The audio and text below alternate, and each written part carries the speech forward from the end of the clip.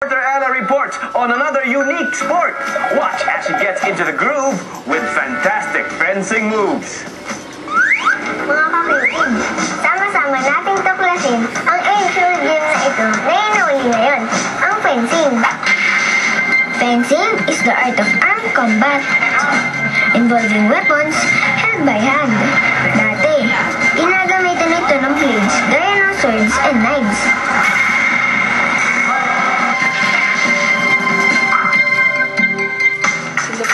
Una itong linaro ng mga Egyptians and Romans noong 1200 BC. Pero ang mga Espanyol ang nag-develop na sport na ito. Sila kasi ang gumawa ng mga fencing manuals at techniques. Game of the gentleman talaga ang fencing. After ng laban, is parang kung sino nanalo, tatanggapin mo kung sino natalo, tatanggapin mo yung pagkatalo. Mula sa rapier o yung slender at matalas na sword, na-develop ang paggamit ng safe blades. Gaya ng foil, epee, at saber. Safe blades daw ang mga ito dahil hindi ito matalas at hindi nakakatusok ang dulo nito dahil sa blunt ang edges nito. Noong 1896, isinama na ang fencing sa Olympic Games. Bakit kaya hanggang ngayon, marami pa rin ang mahilig sa ancient sport na ito? Yan ang aalamin natin.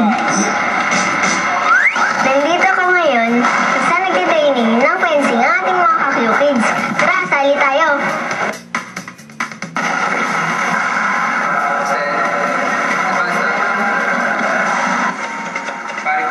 Dito sa Proactive Fencing Academy ko nakilala ang young members ng SEP Fencing Team.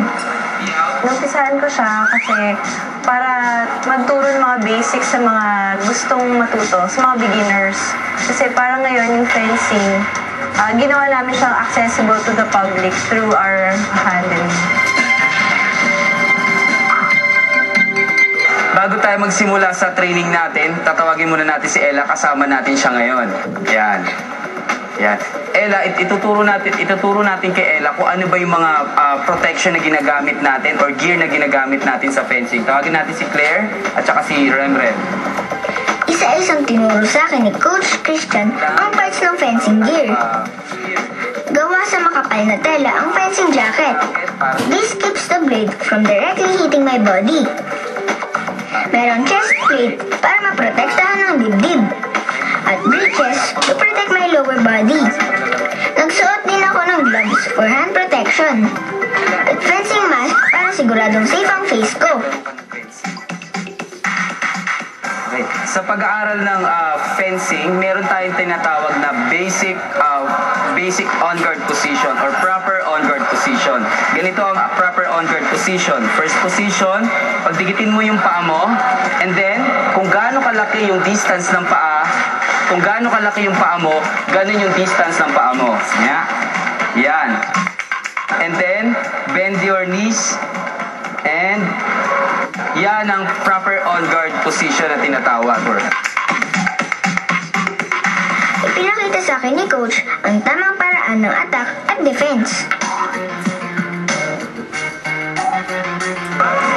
Tara, try natin!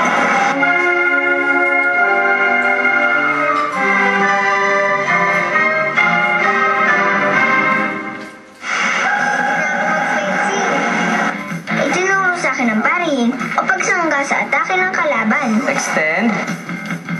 Step forward. On guard. Yan. May tinatawag tayong depensa. May tinatawag tayong pari 4 and pari 6. Pari 4, extend. Ang pari 6 naman sa kabila. Pari 6. Extend. Pari 6, extend. O, ikaw nga lang. Pari 4, extend. Very good. On guard. Pari 4, extend. On guard.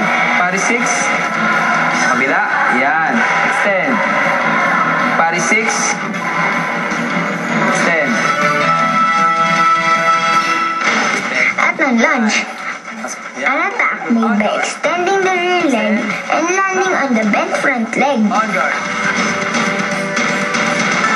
Habang nagtitraining, nakilala ko si Francois Noel Licono, an 11-year-old champion fencer. Nanalo na siya sa Philippine Cadet, isang fencing competition. Bakit mo nagustuhan mag-fencing? Kasi nakita ko yun sa kuya ko. Parang gusto kong kumaro siya, kaya mag-fencing na rin. Ipinakita sa akin ni Francois ang mga winning moves niya. With Francois' tips and Coach Christian's training, confident na akong subukan ng fencing. Salute. On guard. Sabay mo siya. Pre, ale. Ale. Mahirap ang sport na ito, pero sabi ni Coach, okay naman daw ang performance ko for a beginner. Kagaya ko, siguradong maraming matututunan ng mga kids mula sa paglalaro nito.